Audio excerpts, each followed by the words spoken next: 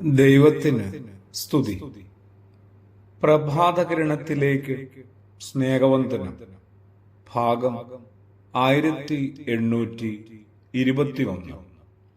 ഇന്ന് ഡിസംബർ മാസം 25-ാം തീയതി. ഈ ആണ്ടിലെ 360-ാമത്തെ ദിവസത്തിലെത്തി. ഇനി 6 ദിവസങ്ങൾ കൂടിയാണ് ഈ വർഷമൊന്ന് തീരാനായിട്ട് അവശേഷിക്കുന്നത്. സർവജനത്തിനുമുണ്ടാകാൻ പോകുന്ന ഒരു മഹാസന്തോഷം, അത് നമ്മുടെ രക്ഷകനായ ക്രിസ്തുയേശുവിന്റെ തിരുജനന പിറവിയുടെ സ്മരണ ഇന്ന് ലോകം മുഴുവൻ പുതുക്കുകയാണ്. നമ്മൾ ആ ദിനത്തിലേക്ക് ആയുസ്സും ആരോഗ്യവുമൊക്കെ ഒരുപാട് പരിമിതികൾക്കകത്ത് നിന്നുകൊണ്ടാണ് എത്തിച്ചതിന് നന്ദിയോടെ വിനയത്തോടെ നമുക്ക് സ്തോത്രം സമർപ്പിക്കാം. സത്യത്തില് എന്താണ് ഈ തിരുജനന പെരുന്നാൾ? സ്വർഗവും ഭൂമിയും തമ്മിൽ ഏറെ അകന്നുപോയിരുന്നു. ദൈവവും മനുഷ്യനും തമ്മിൽ അത്രത്തോളം അകന്നുപോയിരുന്നു.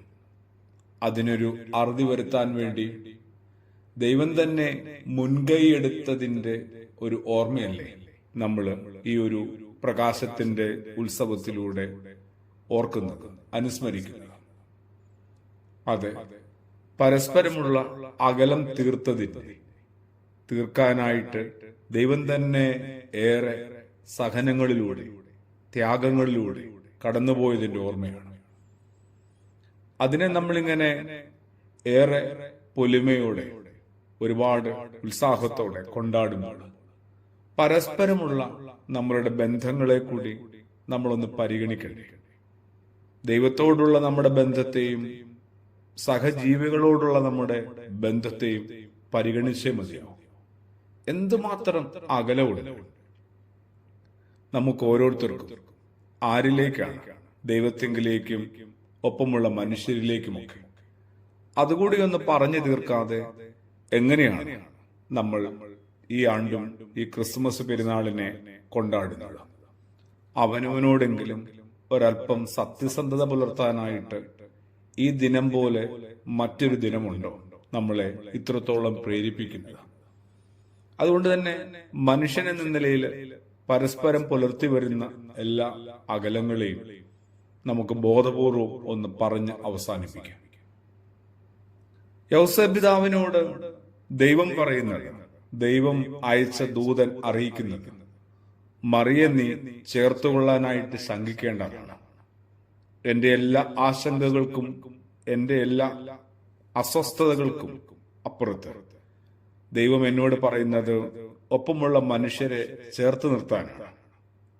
അവർക്കുണ്ടായെന്ന് എനിക്ക് തോന്നുന്ന സകല അപമാനങ്ങൾക്കും പരിക്കുകൾക്കും കുറവുകൾക്കും പോരായ്മകൾക്കും ഒപ്പം തന്നെ അത് വലിയൊരു ശ്രമം തന്നെയാണ്. മനുഷ്യനെ ചേർത്തുകൊള്ളാനായിട്ട് ദൈവം നമ്മളെ നിർബന്ധിക്കുന്നു. അതുകൊണ്ട് തന്നെ ഒപ്പമുള്ള മനുഷ്യരെയും ചേർത്ത് പിടിക്കേണ്ടവരായ മനുഷ്യരെയും ഒക്കെ നമുക്ക് ചേർത്ത് പിടിക്കാം. സത്രത്തില് അവർക്ക് ഇടം കിട്ടിയില്ല എന്ന് വിശുദ്ധ വേദത്തിൽ വായിച്ച് നമ്മൾ കാര്യങ്ങൾ അവസാനിപ്പിക്കും. സ്വകാര്യതയിൽ ഒരു കാര്യം കൂടി ഏറ്റുപറയണം. എന്റെ ഹൃദയത്തിലും അവൻ ഇത്തിരി ഇടം ഞാൻ ഒരുക്കുന്നില്ല.